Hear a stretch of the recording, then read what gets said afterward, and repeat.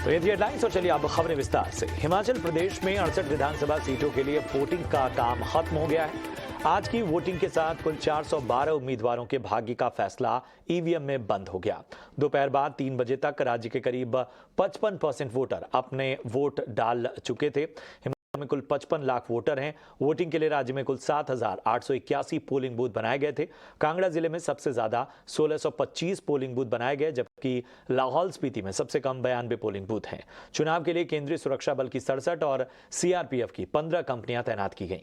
वैसे तो हिमाचल में बीजेपी और कांग्रेस के बीच टक्कर है, लेकिन इस बार आम आदमी पार्टी ने भी लड़ाई को दिलचस्प बना दिया है।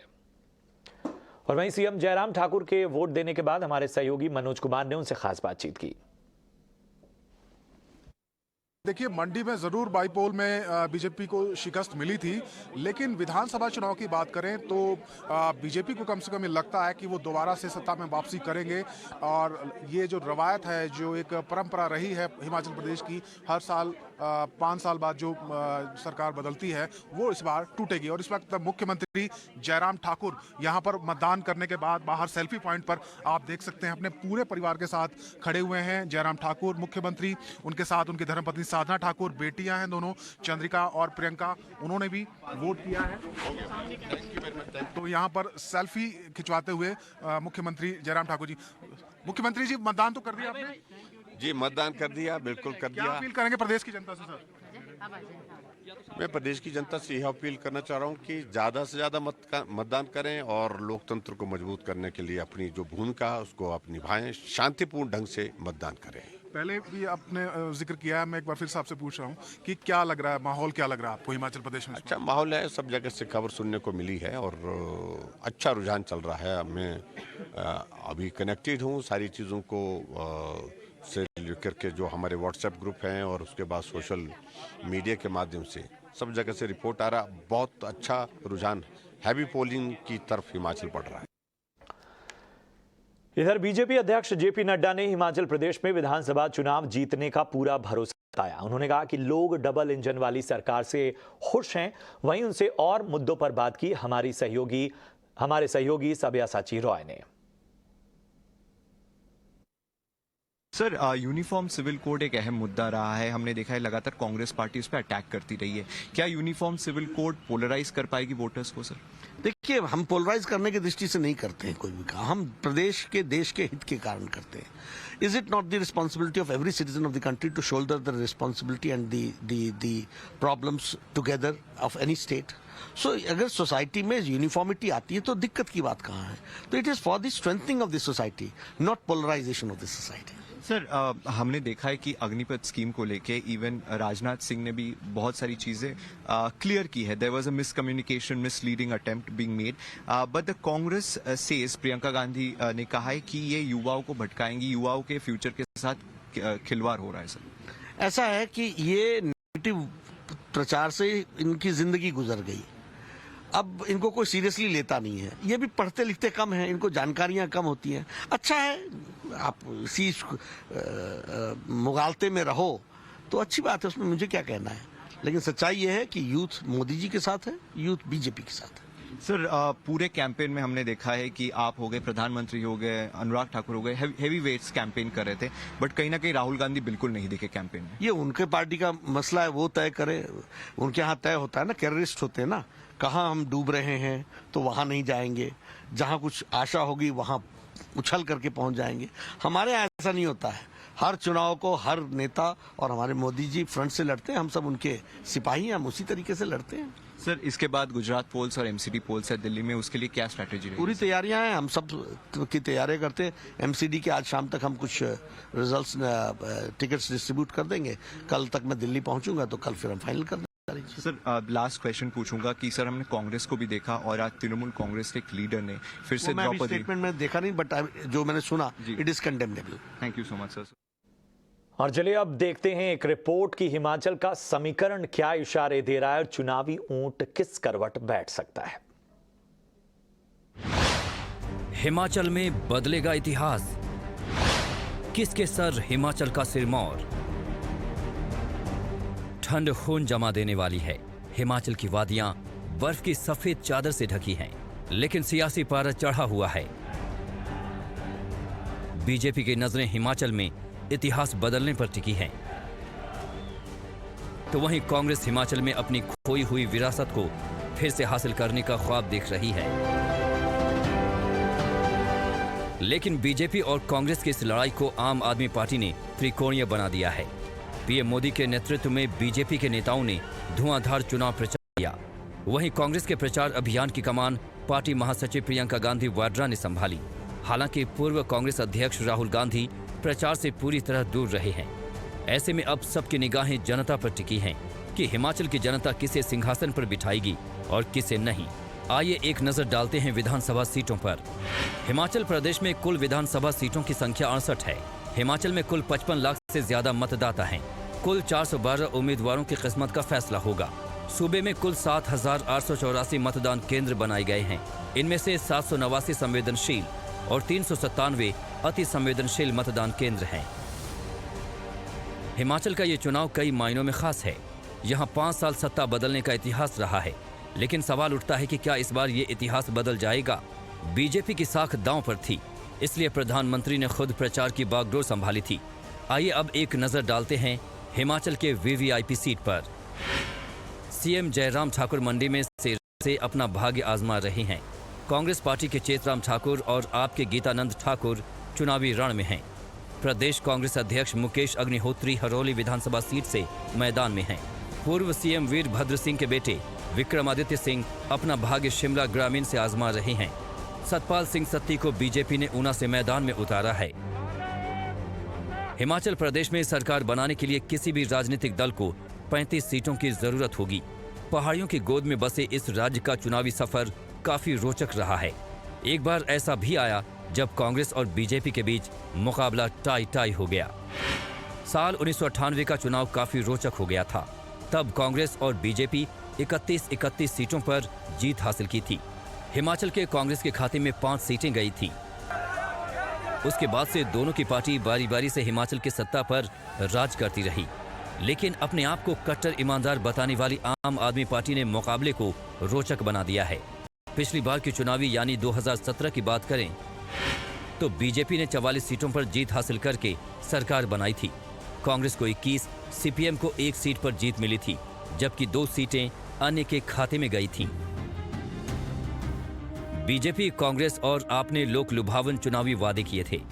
बीजेपी ने जहां समान नागरिक संहिता लागू करने और राज्य में 8 लाख लोगों को नौकरी देने का वादा किया है, तो वहीं कांग्रेस पार्टी ने पुरानी पेंशन योजना बहाल करने, 300 यूनिट मुफ्त बिजली के साथ साथ 680 करोड़ रुपए के स्टार्टअप की घोषणा की है।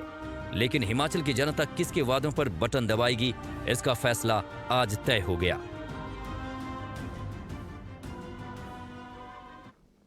बढ़ते आगे, आरबीआई गवर्नर शक्तिकांत दास ने अक्टूबर की तिमाही में रिटेल महंगाई दर 7% के नीचे रहने की उम्मीद जताई है। एक कार्यक्रम में शक्तिकांत दास ने कहा कि आरबीआई हर हाल में 4% के नीचे इसे लाना चाहता है। आरबीआई गवर्नर का कहना था कि लगातार 3 तिमाही तक महंगाई दर अगर 6% से ऊपर रहती है तो ये मॉनेटरी पॉलिसी की नाकामी मानी जाती है। ऐसी हालत में आरबीआई की मॉनेटरी पॉलिसी कमेटी के लिए सरकार को चिट्ठी लिखकर उसके वजह और उपायों की जानकारी देना कानूनी तौर पर जरूरी है। और अब खबर देश के आर्थिक मोर्चे पर आई एक गुड न्यूज की। भारतीय अर्थव्यवस्था में रिकवरी का दौर लगातार जारी है और इसकी तस्दीक करते हैं आईआईपी यानी इंडस्ट्रियल प्रोडक्शन के आंकड़े। सितंबर महीने में देश का औद्योगिक उत्पादन 3.1% बढ़ा है। आईआईपी के आंकड़ों के मुताबिक सभी अहम सेक्टर में ग्रोथ देखने को मिली है। सबसे अच्छा प्रदर्शन इलेक्ट्रिसिटी सेक्टर का रहा। इलेक्ट्रिसिटी ग्रोथ 0.9% से बढ़कर 11.6% हो गई। वहीं माइनिंग सेक्टर में ग्रोथ 8.6% से घटकर 4.6% रही। इन आंकड़ों के इकोनॉमी के लिए क्या मायने हैं, बता रही हैं ईटी नाव की कंसल्टिंग एडिटर मैथिली भुसनूर मठ। शुक्रवार के दिन मैक्रो फ्रंट पे इंडिया को थोड़ा सा गुड न्यूज और थोड़ा सा नॉट सो गुड न्यूज हम कह सकते हैं, थोड़ा सा मिला। एक गुड न्यूज से शुरू करते हैं। ये था कि इंडेक्स ऑफ इंडस्ट्रियल प्रोडक्शन, जो देश में जो इंडस्ट्री की प्रोडक्शन का अंदाजा बताता है, वो सितंबर में 3.1% था। अगस्त के महीने में कंट्रैक्शन हुआ था 0.8%। तो उसके मुताबिक सितंबर का परफॉर्मेंस बेहतर रहा। और खास अगर हम देखेंगे तो तीनों सेक्टर्स, मैन्युफैक्चरिंग, माइनिंग और इलेक्ट्रिसिटी, तीनों सेक्टर्स में पॉजिटिव ग्रोथ हुआ। अगर हम सब मिला के देखें तो इस साल के first half, that means April से सितंबर तक अगर हम देखेंगे तो इंडेक्स ऑफ इंडस्ट्रियल प्रोडक्शन में 7% ग्रोथ हुआ। पिछले साल के कंपैरिजन हम कर सकते हैं, पिछले साल तो बहुत ही अच्छा नंबर रहा, 23% ग्रोथ था, लेकिन वो तो कोविड की वजह से काफी डिस्टॉर्शन हुआ। तो इंडेक्स ऑफ इंडस्ट्रियल प्रोडक्शन में अभी भी हम कुछ पक्का नहीं कह सकते, क्योंकि कोविड की वजह से काफी सारे डिस्टॉर्शंस आ गए हैं। लेकिन ये तो सही है कि जो कैपिटल गुड्स जो हम कहते हैं, जो इन्वेस्टमेंट के बारे में बताता है, वो 10.3% में ग्रोथ हुआ। तो ये थोड़ा खुशी के खबर है। लेकिन अगर हम देखेंगे consumer durables, consumer non durables में कंट्रैक्शन हुआ। तो ओवरऑल अगर हम देखेंगे इंडस्ट्रियल प्रोडक्शन में हैप्पी न्यूज है। जो नॉट सो हैप्पी न्यूज हम कहते हैं वो है कि मूडीज जो है, जो रेटिंग एजेंसी है, इंटरनेशनल रेटिंग एजेंसी, उन्होंने इंडिया का इस साल का जीडीपी ग्रोथ कम कर दिया। पहले 7.7% था, अभी उनके लेटेस्ट रिपोर्ट के मुताबिक 7% ही होगा। ऑफ कोर्स ये रिजर्व बैंक ऑफ इंडिया का ग्रोथ के 7% के सही उसी लाइन में है, लेकिन ये कोई आश्चर्यजनक बात नहीं है, क्योंकि सारे मल्टीलैटरल एजेंसीज जो है, ब्रोकरेज हाउसेस जो है, सभी ग्रोथ एस्टिमेट सिर्फ इंडिया का नहीं, पूरे संसार के सारे देशों का लोअर कर रहा है। और अगर हम ऐसे देखें तो 7% में भी भारत का ग्रोथ रेट जो है बाकी सभी देश से अच्छा रहेगा। तो इस वजह से हमको ज्यादा चिंता नहीं होनी चाहिए। लेकिन ये तो है कि हम ये ना तो हमारी पोटेंशियल के बराबर है, या ना तो हमारी जरूरत के मुताबिक है। तो इसलिए हमको कहते हैं इसको नॉट सो गुड न्यूज। तो आज आज थोड़ा सा गुड न्यूज और थोड़ा सा नॉट सो गुड न्यूज, आज शुक्रवार के दिन ऐसा ही रहा। और इधर दुनिया के देशों में मंदी भले दस्तक दे रही हो, लेकिन भारत उम्मीद की किरण बनकर उभरा है। स्वदेश की इस ग्रोथ स्टोरी पर बीसीजी के चेयरमैन नीरज अग्रवाल ने एक बार फिर भरोसा जताया है। ईटी नाउ स्वदेश के सीनियर एडिटर अजय शर्मा से एक्सक्लूसिव बातचीत में उन्होंने कहा कि भारतीय बाजार कई देशों से बेहतर हैं और पूरी दुनिया की भारत पर नजर है। डिजिटाइजेशन ऑफ इंडिया के बारे में बहुत बात होती है कि अब गवर्नमेंट सब्सिडीज भी डिजिटाइजेशन के थ्रू जा रही हैं। इंडिया का जो मॉडल है बहुत यूनिक है, उसके बारे में बहुत बात होती है। आई थिंक एक और चीज़ के बारे में बात होती है, जो हमारा इंफ्रास्ट्रक्चर बनता जा रहा है, पोर्ट्स का, रोड्स का, जो शहरों के बीच में है, करेक्ट, उसके बारे में काफ़ी तब्दीली आ रही है और सब लोग नोटिस कर रहे हैं। और जो प्रॉब्लम्स भी हैं वो जल्दी जल्दी सॉल्व हो रही हैं। So I think that is good. Foreign trade agreements जो बनते आ रहे हैं धीरे धीरे, पहले काफ़ी समय लग रहा था, उसमें तब्दीली आ रही है, वो भी काफ़ी अच्छा है। सो ये सब चीज़ें काफ़ी अच्छी हैं। और कुछ चीज़ें जो गवर्नमेंट ने पहले की हैं, गुड्स एंड सर्विसेज टैक्स किया था, बैंकरप्सी कोड किया था, रेरा किया है, वो सब के बेनिफिट्स अब आने शुरू हुए, बिकॉज उसमें समय लगता है हर चीज़ में। गुड्स एंड सर्विसेज टैक्स में अब नाउ आप देखते हैं कि 1-2% बदलेंगे तो ऐसे नंबर बदल जाता है। वो फीडबैक मैकेनिज्म, तो पहले क्या था कि कोई भी आप चीज बदलते थे, उसका फीडबैक में बहुत दिन लगता था। अब फीडबैक फास्ट हो गया है, वो बड़ा अच्छा चीज। और collection data, collection data, that's what mean by feedback, collection data खट से चेंज हो जाता है। अच्छा ये बताइए नीरज जी कि यहाँ से अगर हम डेकेडल अपॉर्चुनिटी की बात कर रहे हैं, एमएनसी आफ्टर एमएनसी हम पढ़ते हैं इकोनॉमिक टाइम्स में, यहाँ पे या तो अपना कारोबार करना चाहती हैं, बढ़ाना चाहती हैं, या इंडिया पार्टनर बन रही हैं, और अब एमएनसीज बात कर रही हैं डेडिकेटेड इंडिया स्ट्रैटेजी की। तो कौन से सेक्टर्स में आपको बहुत शानदार काम होता हुआ नजर आता है, जहाँ पे एक्शन काफी हो रहा है? एक्चुअली एक्शन बहुत सेक्टर्स में है, बहुत सेक्टर्स में है। कंज्यूमर सेक्टर में है, टेक्नोलॉजी सेक्टर में है, मैन्युफैक्चरिंग सेक्टर में है, एनर्जी सेक्टर में है, मतलब लिस्ट लंबी है। ऑलमोस्ट मुश्किल है सोचना कि कहाँ पर नहीं है। उस तरह से, मतलब वो उस तरह से I would start from there. But ये है कि मैं बारी बारी ये कहता हूँ कि हमें अपने आप को स्ट्रॉन्ग करते जाना है। तो एमएनसीज बिल्कुल आएंगी, क्योंकि उनको अपॉर्चुनिटी ढूंढनी है, और बहुत जगह दुनिया में उनको चैलेंजेस लग रहे हैं। तो अपॉर्चुनिटीज अपने आप आएंगी। बहुतों के पास चाइना +1 स्ट्रैटेजी है, या वो चाइना +1 में लेकिन इंडिया जा सकते हैं, लेकिन बांग्लादेश भी आ सकते हैं, वियतनाम भी आ सकते हैं, फिलीपींस भी आ सकते हैं, इंडोनेशिया भी आ सकते हैं। तो बट इंडिया एक एट साइज मार्केट है, but ease of doing business में हम लोग अभी भी और चीजें कर सकते हैं। और क्या चैलेंज हैं? एक तो स्कोप और इंप्रूव करने का, ईज ऑफ डूइंग बिजनेस, और कुछ चैलेंजेस जो हमें ओवरकम करने चाहिए। आई थिंक हमारा जो है एजुकेशन जो है, हमारा जो टॉप एंड है वो बहुत बढ़िया है, लेकिन हमारा वर्कर प्रोडक्टिविटी जो है एवरेज, उसमें अभी भी जरूरत है। छोटे छोटे स्किलिंग जो है, आई थिंक हमें स्किलिंग में काफी काम करना है। आप दूसरे देशों में जाओ तो स्किलिंग पे बहुत, वोकेशनल पे बहुत काम हुआ है। ताकि हाईली स्किल्ड वर्कर्स रहें। हाँ, हाईली स्किल्ड रहें, वो प्रोडक्टिविटी उनसे इंप्रूव होगा। तो वो उस पर हमें बहुत काम करना है और हमें हेल्थ की क्वालिटी इंप्रूव करनी है और टेक्नोलॉजी हमें अलाउ करेगा कि हमारे पास we don't need to spend like 12-13% of GDP जो बाकी देश स्पेंड करते हैं। हम 4-5% ऑफ जीडीपी स्पेंड करके हेल्थ आउटकम्स इंप्रूव कर सकते हैं, वो बहुत जरूरी है। एक और बात जो है, क्रिटिक्स बोलते हैं कि साहब आपका जीडीपी तो बहुत बढ़ रहा है एब्सोल्यूट साइंस में और आप बढ़ते जा रहे हैं कतार में, लेकिन आपका पर कैपिटा इनकम नहीं बढ़ रहा। वो कब बढ़ना शुरू करेगा उसी प्रोपोर्शन में कि कब ज्यादा? अभी भी वही 2000-2500 के आसपास अटका हुआ है। आगे आने वाली डेकेड में आपको उसमें भी एक जे कर्व दिखता है क्या? नहीं, देखिए अब हमारा पॉपुलेशन रफली फ्लैट होने वाला है एक कुछ सालों में। मतलब ऑलरेडी जो रिप्रोडक्टिव रेट है और पॉपुलेशन ग्रोथ रेट है वो बैलेंस में आ गया है। कुछ स्टेट्स में थोड़ा डिक्लाइन में भी है, लेकिन ओवरऑल देखेंगे नेशन में तो 0.4-0.5% बढ़ रहा है और कुछ सालों में वो स्टेबलाइज होने वाला है। तो वो एक बड़ा इंपॉर्टेंट पॉइंट है। उसके ऊपर हमारा जीडीपी मुझे तो काफ़ी कॉन्फिडेंस की 7-8% के रेट पे बढ़ सकता है। अगर आप उसी को मैच करेंगे तो 8-10 सालों में हमारा जीडीपी डबल हो जाएगा और पॉपुलेशन अगर बराबर रहेगा और जीडीपी बढ़ेगा, डबल होगा तो जीडीपी पर कैपिटा डबल हो जाएगा। तो वो एक बड़ा मेजर बदलाव है भारत में, बिकॉज $2,500 जीडीपी पर कैपिटा और $5-6 जीडीपी पर कैपिटा में बहुत फर्क है। और वो $5-6 जीडीपी पर कैपिटा बड़े शहरों में तो 10,000 तक चला जाता है।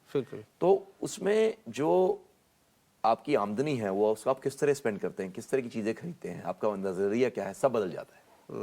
अच्छा, जाने से पहले मैं आपसे एक और बात पूछना चाहूंगा, क्योंकि बिग पिक्चर प्लानिंग करते हैं आप, उन कॉर्पोरेशन के साथ बैठते हैं जो 3, 5 ईयर 10 ईयर स्ट्रेटेजीज बना रहे हैं। इस डेकेड में कुछ और मेगा ट्रेंड्स जो आप शेप होते हुए देखते हैं जिसको अभी हम शायद अंडर एस्टिमेट कर रहे हैं, बट आगे आने वाले सालों में वो एक बड़ा ट्रेंड उभर के आ सकते हैं भारत में? तो एक तो ये क्लाइमेट एंड सस्टेनेबिलिटी इटसेल्फ एक मेजर ट्रेंड है, जिसमें कि हमें अभी लगता है कि वो हमारे को तो ये मुश्किल है। मुझे लगता है कि उसमें अपॉर्चुनिटी है, इतने बिजनेसेस क्रिएट होंगे उसमें जो कि प्रॉफिटेबल होंगे। मुझे लगता है कि एक हमें इंडिया को उसमें लीड लेनी चाहिए। रिन्यूएबल्स में, इलेक्ट्रिक व्हीकल में, आप बहुत तरह के बिजनेसेस हैं। डिजिटाइजेशन में नए तरह के बिजनेस मॉडल आने वाले हैं। इंडिया शुड एब्सोल्युटली लीड, उसमें इंडिया को लीड करना है।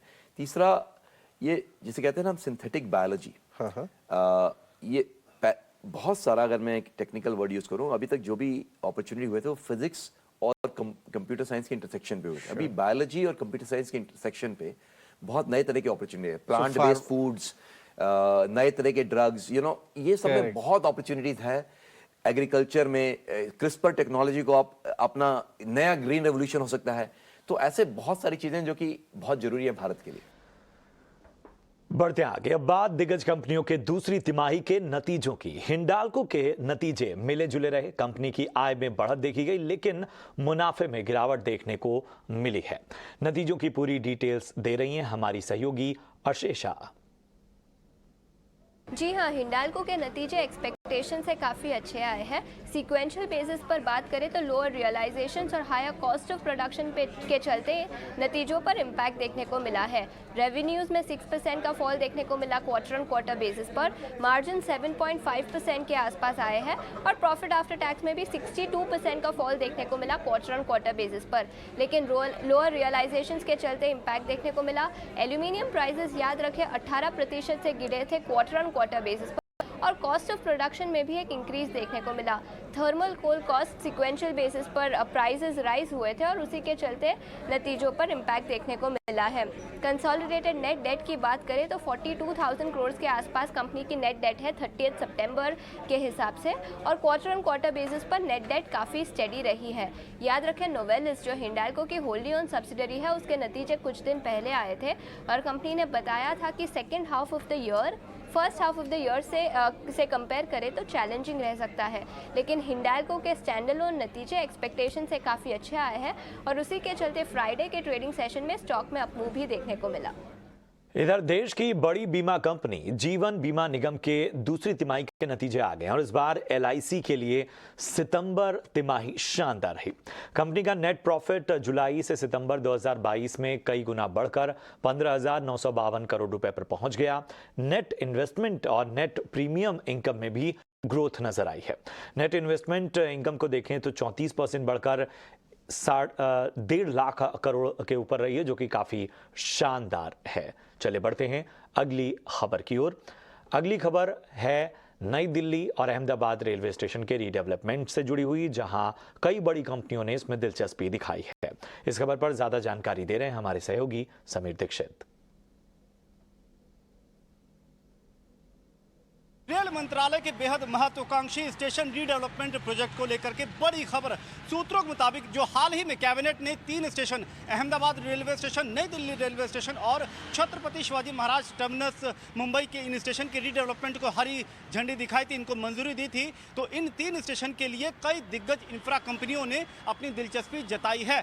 नई दिल्ली रेलवे स्टेशन और अहमदाबाद रेलवे स्टेशन के रीडेवलपमेंट को लेकर के टाटा प्रोजेक्ट से लेकर के Adani realty, Shapoorji Pallonji, L&T construction, इसके साथ ही साथ जीएमआर और एनसीसी कंस्ट्रक्शन जैसी दिग्गज इंफ्रा कंपनियों ने अपनी दिलचस्पी जताई है और पहली प्री बिड मीटिंग में हिस्सा लिया है। सूत्रों के मुताबिक जो नई दिल्ली रेलवे स्टेशन का रीडेवलपमेंट प्रोजेक्ट है, इसकी दूसरी प्री बिड मीटिंग 7 दिसंबर को होनी है, जबकि अहमदाबाद को लेकर के 8 दिसंबर को अगली प्री बिड बैठक होने जा रही है। हाल ही में कैबिनेट ने इन 3 स्टेशन के रीडेवलपमेंट को लेकर के मंजूरी दी थी और ये तीनों स्टेशन का रीडेवलपमेंट 10,000 करोड़ से ज्यादा के निवेश को आमंत्रित करेगा। अकेले नई दिल्ली रेलवे स्टेशन के रीडेवलपमेंट को लेकर के उम्मीद जताई जा रही है कि 5,000 करोड़ से ज्यादा का निवेश आएगा। सरकार ने इन तीनों रेलवे स्टेशन के रीडेवलपमेंट के लिए इंजीनियरिंग, प्रोक्योरमेंट और कंस्ट्रक्शन यानी कि ईपीसी मॉडल को अपनाया है और सरकार को पूरी तरीके से उम्मीद है कि ये जो 3 बड़े स्टेशन हैं देश के, ये जब रीडेवलपमेंट के लिए जाएंगे तो यात्री सुविधाओं में तो इजाफा होगा ही, लेकिन जो आर्थिक पहिया है उसको भी कई गति मिलेगी। साथ ही साथ नौकरियां पैदा करने के पैमाने पर भी सरकार को बड़ी सफलता हाथ लगेगी। तो बड़ी इंफ्रा कंपनियां, दिग्गज इंफ्रा कंपनियां, टाटा लेकर के अडानी तक, यहाँ तक कि जीएमआर ग्रुप से लेकर के शाहपुरजी पालनजी जैसी कंपनियों ने इन अहमदाबाद रेलवे स्टेशन और नई दिल्ली रेलवे स्टेशन के रीडेवलपमेंट को लेकर के अपनी दिलचस्पी जताई है और बहुत जल्द इसको लेकर के टेंडर भी फाइनलाइज होने जा रहा है। बढ़ते आगे, फ्यूचर रिटेल की बोली में रिलायंस रिटेल और अडानी ग्रुप समेत कुल 13 कंपनियों ने क्वालिफाई किया है। फ्यूचर रिटेल में कुल 16 कंपनियों ने दिलचस्पी दिखाई थी। ईटी नाव स्वदेश के सूत्रों के हवाले से मिली जानकारी के मुताबिक इन 16 कंपनियों में 13 कंपनियों की बोली जो है वो क्वालिफाई कर पाई है। ज्यादा जानकारी दे रहे हैं ईटी नाव संवाददाता अंकुर मिश्रा। जी हाँ, रिलायंस रिटेल और अडानी ग्रुप कंपनी जो फ्यूचर रिटेल के एसेट्स एक्वायर करने की रेस में एक eligible expression of interest submit किए हैं। हमें जो जानकारी मिली है उसके मुताबिक 16 एक्सप्रेशन ऑफ इंटरेस्ट सबमिट हुए हैं फ्यूचर रिटेल के लिए और उसमें जो अडानी ग्रुप कंपनी और रिलायंस रिटेल के नाम अहम हैं। इसके अलावा Shalimar corporation, Capri global holdings, Nalwa steel and power भी कुछ कंपनीज हैं जिन्होंने एक्सप्रेशन ऑफ इंटरेस्ट दिए हैं। अब इंटरेस्टिंग चीज़ ये है कि ये सिर्फ EOIs हैं, ये फाइनल रेजोल्यूशन प्लान नहीं है। जो रेजोल्यूशन प्लान्स हैं वो 15 दिसंबर 2022 तक सबमिट हो सकते हैं और उससे पहले PRAs यानी कि प्रोविजनल रेजोल्यूशन एप्लीकेंट्स, ये शॉर्टलिस्टिंग की जाएगी RP द्वारा यानी रेजोल्यूशन प्रोफेशनल द्वारा। यहाँ पर जो एलिजिबल बिडर्स बचेंगे वो फाइनल रेजोल्यूशन प्लान सबमिट कर सकते हैं। आपको हम याद दिला दें, फ्यूचर रिटेल को लेंडर्स ने NCLT में इसलिए ड्रैग किया था क्योंकि वो अपना बकाया नहीं चुका पाया था और इससे पहले भी रिलायंस रिटेल के साथ फ्यूचर रिटेल की एक डील हुई थी 2019 में, हालांकि वो डील टूट गई थी और उसके बाद लेंडर्स का बकाया न चुकाने के कारण NCLT में ड्रैग हुआ था। अब इंटरेस्टिंग ये होगा कि क्या रिलायंस रिटेल और Adani final list of bidders में होते हैं या नहीं। बढ़ते आगे, 200 करोड़ की ठगी में तिहाड़ जेल बंद महाठग सुकेश चंद्रशेखर ने आम आदमी पार्टी और उसके मुखिया अरविंद केजरीवाल पर एक और लेटर बम फोड़ा है। सुकेश चंद्रशेखर ने दिल्ली के सीएम अरविंद केजरीवाल और उनके मंत्री सत्येंद्र जैन को करोड़ों रुपए के महंगे गिफ्ट देने का दावा किया है। इतना ही नहीं, सुकेश चंद्रशेखर ने केजरीवाल और सत्येंद्र जैन को अपने साथ पॉलीग्राफी टेस्ट कराने की खुली चुनौती दी है। हाथ से लिखी चिट्ठी में सुकेश ने दावा किया है कि उसने करोड़ों रुपए की महंगी घड़ी केजरीवाल और सत्येंद्र जैन को गिफ्ट में दी। इतना ही नहीं, सुकेश का दावा है कि न्यूयॉर्क टाइम्स, वॉशिंगटन पोस्ट जैसे अखबारों में दिल्ली के सरकारी स्कूलों के विज्ञापन पर पेड न्यूज और $8,50,000 देकर इंटरनेशनल PR कराया गया, जिसके जरिए पेड न्यूज छपवाई गई। पाकिस्तान और इंग्लैंड क्रिकेट टीम के T20 वर्ल्ड कप के फाइनल में अपनी जगह बनाने के बाद अब पाकिस्तान और इंग्लैंड के बीच 13 नवंबर यानी कल इस विश्व कप का फाइनल खेला जाएगा। हालांकि T20 मेलबर्न में वर्ल्ड फाइनल के दिन बारिश की आशंका मौसम विभाग ने जताई है। कैसा है मेलबर्न में मैच का हालात, क्या है समीकरण, बता रही हैं हमारी सहयोगी करिश्मा।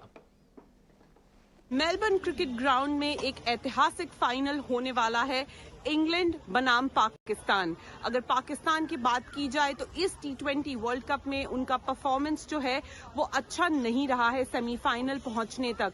कहीं ना कहीं किस्मत ने उनका साथ दिया है और नेदरलैंड्स ने उनका साथ दिया है। साउथ अफ्रीका को बाहर करके जिस वजह से पाकिस्तान सेमीफाइनल में पहुंचा और फिर उसने न्यूजीलैंड को हराया और आज वो T20 वर्ल्ड कप के फाइनल में है। और कहीं ना कहीं बाबर आजम चाहेंगे कि वो और पूरी Pakistan team T20 world cup अपने नाम कराए, लेकिन उनका कंपटीशन है इंग्लैंड से। और इंग्लैंड हमने देखा किस तरीके से जॉस बटलर और एलेक्स हेल्स ने इंडियन टीम जो कि नंबर 1 T20 टीम है इस वक्त विश्व में, उसको हराया 10 विकेट से और अपना नाम जी के फाइनल में लिखा। तो कहीं ना कहीं दोनों टीम्स जो हैं वो इतिहास की तरफ जा रही हैं और यही चाहेंगी कि वो जीते। लेकिन कहीं ना कहीं बहुत एक्साइटिंग मैच ये देखने को मिलेगा फैंस के लिए, क्रिकेट फैंस के लिए। पाकिस्तान वर्सेस इंग्लैंड 13 तारीख को मेलबर्न क्रिकेट ग्राउंड में। करिश्मा, टाइम्स नेटवर्क, मेलबर्न से। और चले इसी के साथ इस बुलेटिन में इतना ही। दीजिए इजाजत। आप देखते रहिए ET नाउ स्वदेश। नमस्कार।